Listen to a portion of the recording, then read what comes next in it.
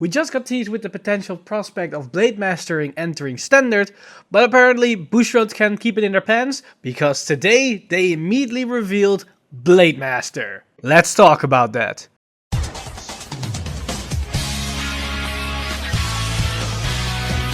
Stand up!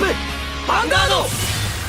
Hey Cardfighters, welcome back to another Cardfight update. Today we have a very exciting announcement as Bushrod revealed Blademaster with its two support cards. It's the 10k vanilla and the old 8k vanilla back from the G era. And they are putting in some work for Kagero, because these cards are looking pretty damn good. And I'm not just referring to the artwork. And maybe besides these amazing skills on the cards, these cards can tell a potential prospect for the future. But more on that later in the video. First off, let's take a look at these cards and see how they work and how they can function for the current Kagero builds and how they might shape up the next era. So first off, let's take a look at the grade 1 Wyvern Garen.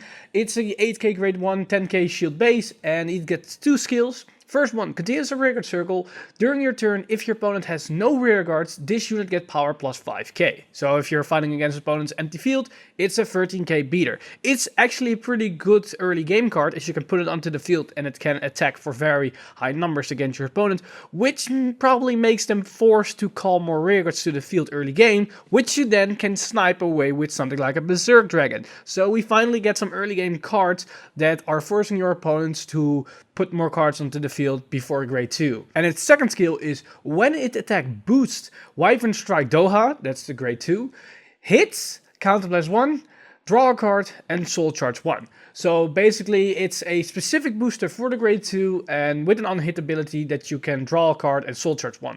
Counter blast 1, draw a card, it's always pretty good. Sadly, it's an unhit with a specific card, so that makes it a little bit less good. But the soul charge is also a good effect, as Kagero can use some random soul charging, not only with the Light of Salvation Logic of Destruction set, as they are now low at soul with a lot of cards, but also the grade 3s that need to soul blast the grade 3. If you're lucky, soul charge a grade 3, that's also pretty damn good. But the fact that it's behind an unhit effect makes it a little bit less good.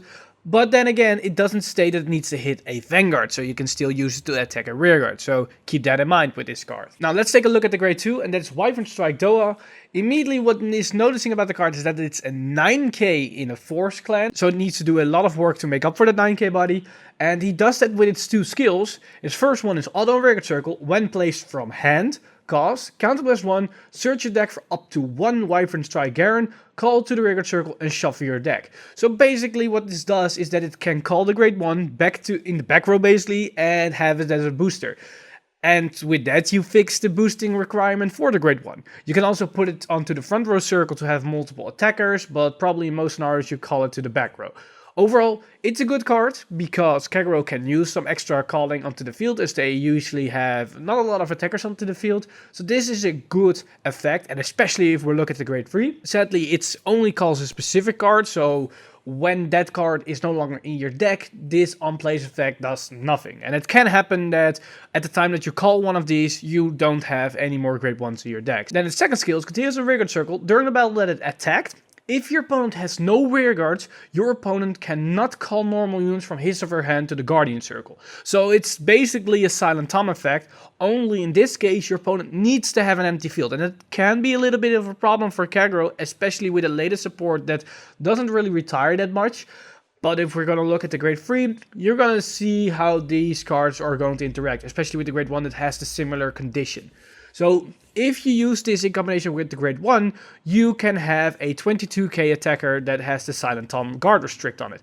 You can put a force marker beneath it, but you probably aren't going to do that because it has a Silent Tom effect, and in this scenario you're forcing them to overguard it. Now, the grade 3, the big bad of this deck, and that's Dragonic Blademaster. And first off, that art is looking gorgeous. And its two skills are also very awesome. His first one is continuous Vanguard Circle. If your opponent has no rearguard, so once again empty field, this unit gains a power plus 5k and a critical plus 1. I, as an old school player from the Jira, find this very awesome that they basically reintroduced this GB2 skill from this original card that was also called Dragonic Blademaster. So how can we enable that your opponent has no rearguard? Well, it's thanks to its second skill, that's act on Vanguard Circle once per turn. If Wyvern Strike Doha and Wyvern Strike Garant, so the grade 1 and 2, are on your rearguard circle, cast Soul Blast 1 grade 3 and discard 2 cards from your hand. So once again, it's a late game grade 3 card that needs to Soul Blast a grade 3. But thanks to the grade 1, we might have that early game. Retire all of your opponent's rearguards, call a Vision token to the rearguard circle, and at the end of that turn, retire it. The Vision is a grade 3, power 13k, critical 1, and it can twin drive on the rearguard circle. So once again, we see the token mechanic in Vanguard, but this time it's for Kagero in a very offensive playstyle, and that is really awesome. So before we're gonna talk about this card, let's take a quick peek at the Vision token itself. It is a token that is basically a grade 3 with a twin drive, but it has a continuous skill on the rearguard circle, perform drive check for the battle that it attacked. It doesn't state for the first attack, so premium players that are familiar with rearguards with a drive check might immediately see that when you can stand this rearguard, it still retains its twin drive. So if we have a possibility of resetting this thing, it can go to town very quickly. So Kagero premium players might just play this card with 12 stands and just go to town, as yeah, that's pretty nuts. But let's go back to standard, as standard is a whole nother story, as you cannot stand it. So it's basically a rearguard with 13k with twin drive that you are then calling to the field. So how this works is that you have this thing as your Vanguard, then call the grade 2 from your hand, use the grade 2 skills to counter +1, call the grade 1 to the field, and you can then use the Vanguard skill to Soul Blast the grade 3, discard 2 cards from hand, and call that token to the field. This is the reason why I stated that you might not want to put the force onto the grade 2 circle, as once your Vanguard is already 18k with a crit, so you might already have a force marker beneath it because you need to Soul Blast grade 3, so it's probably 28k with a crit. That's actually a good number on its own. You can say, well, I'll put the force marker somewhere else.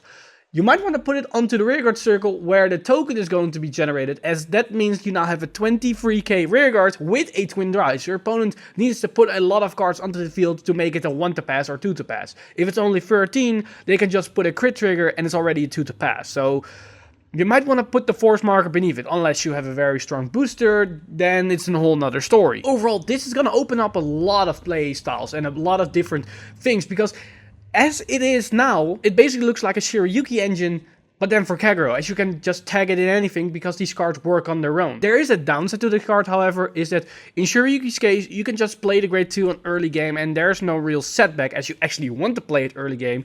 And in an aggressive playstyle like a Exo clan like Murakumo, that's actually pretty damn good as it forces you and it stimulates aggressive playstyle. In this case, however, that's not necessarily the case, as you want to save the grade 2 and the grade 1, especially the grade 2 in hand, for the Blademaster turn, because if you do not have access to them, Blademaster is a vanilla card that only gets plus 5k in a critical if your opponent field is empty. So that means you need to save at least 1 grade 2 in hand for this specific turn. And of course you have a couple of turns because it's your second grade 3, but it also means that 4 grade 2s are off limits to use in your early game aggression, as you want to save at least 1 copy in hand to enable this skill. So there is a lot more thoughts coming into when using these cards and looking at how they are played. Overall, their skills are pretty damn amazing, as it put a lot of pressure onto the field and you can tag it in any kind of build.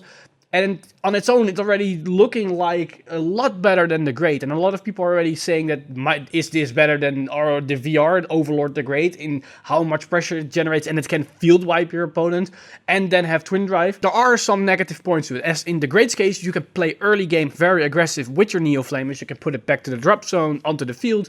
In this case, you cannot do that. You need to call it from hand to activate the grade 2 to then superior call the grade 1. You can also have both in your hand, but that's even more an unplausible situation, as you then need to have an extra card in hand. Of course, it's gonna happen a lot of the time that the skill just goes off. I just want to clarify what also the negative points are of the card. As in my opinion, it's an awesome card. I'm definitely want to play this build, as I was a fan of Blademaster and this looks hella fun in how it works. The arts are really amazing. It's just that we need to take we need to look at the cards in both perspective as how good they can be, but also at how bad they can be in their worst scenarios. Overall, what I want to say, overall with the Vision token, what I like to see and how this works is basically how what a Dragonic Blademaster is using a skill. It destroys the entire field, so that's why you see Burning Wasteland on the card.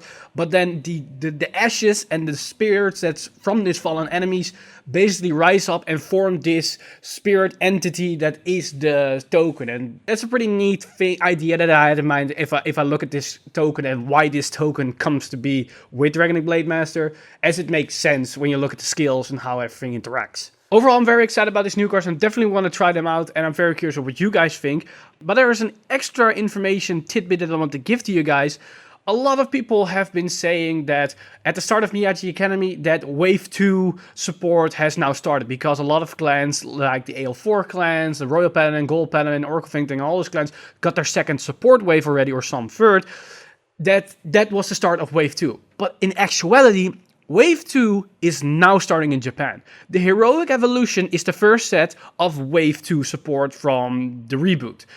And there are a couple things that we can notice what has happened with the start of Wave 2. 1, the introduction of the gift marker type 2. So this can be that every time a new wave support comes in, we might get a new gift marker. A lot of people on Facebook already are memeing the shit out of it.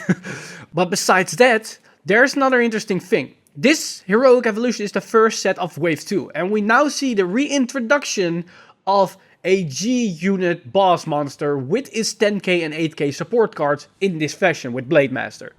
Does this mean that this is the start of a new trend? Are we going to see Tevis, Asha, Altmal, Nitros, Harry, all those cards, all those boss monsters of the G era return in this specific fashion? If that's the case, I'm very excited. Let me stress to you, this is just speculation. I have no confirmation whatsoever that this is the case. It's just something that strikes my attention when I look at the details and how things are planned out. It's very peculiar that they decided to do this in this specific set, and why they did announce the whole thing about Mamoru with, look at this silhouette of this new unit that you probably don't know who it is, and we're like, bitch, please, that's Blademaster.